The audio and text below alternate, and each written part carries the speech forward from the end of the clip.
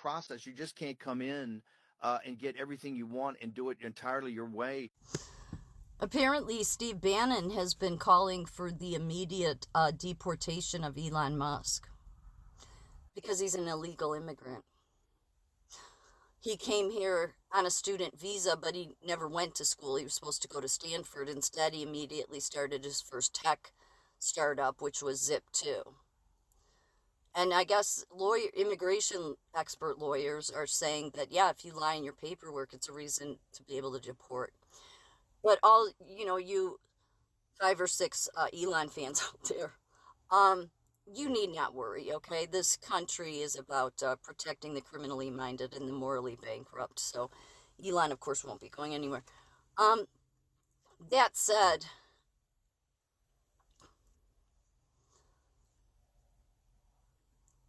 you have to get to this uncomfortable place. And it's the place where nobody looks. What we all say, it's the corruption, it's this.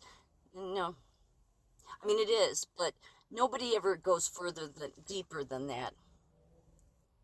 See, our Constitution is beautiful. It's perfect in every way. Hand of God is all over it.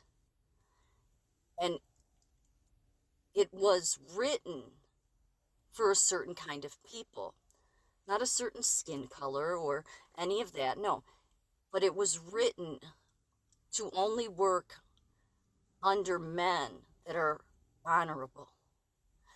You needed to, in order to, it wouldn't matter really what country. The Constitution is beautiful. There's nothing wrong with it. But it will never work unless you have honorable men at the corporate level, especially in all your major industries. And we don't have that. We have morally bankrupt executives in every industry at the corporate level. They are so morally bankrupt that they are the ones that tell, doesn't matter what industry, if it's healthcare or education, AI, they will be the ones to tell Congress, or they'll get people for them. They'll use third parties and trade associations and all these, okay, to make sure they get the regulations they want for whatever industry it is. That's how it's always been being played. If Congress, if the politicians at the state or federal level try to enact any regulation, regardless of industry, that doesn't suit the corporate, morally bankrupt corporate executives, then what they do, and they have the power and money to do it, is they take it to court and they say that this regulation is violating my First Amendment right. And of course, because the morally bankrupt courts, and when I say, I clearly I understand that we have a few judges in different places that are morally sound, okay, but we have more that are not, and that's how corporate is too. I'd say most of corporate in every major industry don't. It's a given that it's the decay is just rot through and through. So what they'll do is they'll go to court and they'll fight it, and they have the money to tie it up. And so then the regulation that's really needed, that certain people have tried to put in place, even if they try to tell corporate, no, you can't keep donating because you're too powerful of an entity, they'll go to court and they'll fight for their First Amendment rights. And because of morally bankrupt judges who tend to side with corporate, they do, look it up. But because they, way back in the day, decided to see corporate as a personhood, even though God would never see them that way, but morally bankrupt judges did, that has then given them the right to, it's not a right, it's just it's the moral bankruptcy. Do you see what I'm saying? So it's them, court. And so I was looking into this and I'm like, well, then how do we ever get, because the framers wanted the weakest to control the top so that it would be fair. But in order for that to happen, you need to have morally sound men. You need to have honorable men. Not just men that look good in a suit or look good in some sportswear. No, you need to have truly morally sound men, honorable men.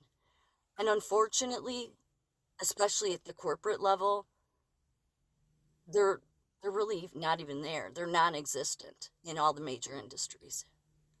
They even control our elections. If the state or federal wants to put in a certain election law and it doesn't serve corporates' business interests, then they will take it to court and they can tie it up as long as they want and say, no, this is a violation of my First Amendment rights.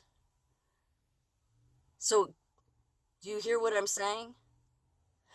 There's so people have continually said for every generation that we just need to reform the FBI. We just need to reform this, reform that.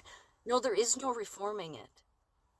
There's not a thing wrong with the Constitution. It's the most beautiful, document next to the Bible ever written. However, it was not written for all people. It was not written for morally bankrupt men, because morally bankrupt men, dishonorable men, at the highest levels of corporate in every industry, it needed to be outstanding men in order for that Constitution to work.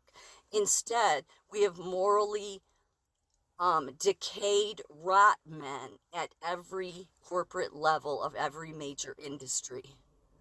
And what they do is they set the regulations that they want. They do. Look into it, or else they'll fight the ones they don't want. So either way, they will get what they want. And when they don't, they'll make sure to even get their people to be the regulation, okay? Or they'll just pay people off. That's the reason why you can't get out of the regulatory capture. Joint commissions should just be gotten rid of. They're a waste of time. They regulate hospitals. Public health, the same. OSHA, the same. None of these, it is pointless. It is too decayed. It is too diseased. And when you realize that and you look into it, there's really nothing you can do. Because you don't have these people, many of them should go to jail because of how much they've taken advantage, especially of those that have less than. But just our Constitution in general, that beautiful document was not written for those morally bankrupt men, okay? They're not even men. They're just cowards. But I think Trump knows that too, because when you do sit back and you look into that, you're like, oh no, we would need a miracle. It would take a miracle. It would take the hand of God for this system to be, there's no way otherwise that it can happen. Because I sat back and I'm like, this Trump, because I know Trump likes to, make everybody happy. And then I'm like, but it's not going to matter, because the morally bankrupt executives of healthcare and they're everywhere. They're everywhere in every major industry. You're not going to change that moral bankruptcy. It's there. It's decayed. Their soul is rot because it's gone on for so long. So it doesn't matter what any president does.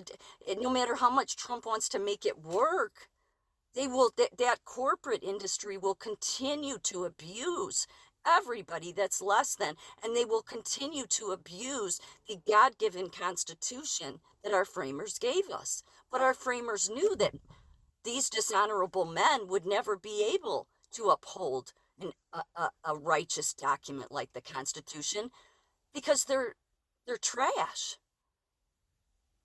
It's just the truth. So then you realize there's no fixing it. So you might as well let AI go.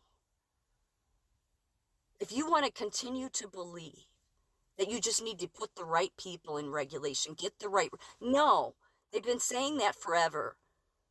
Everything gets captured. It's too diseased.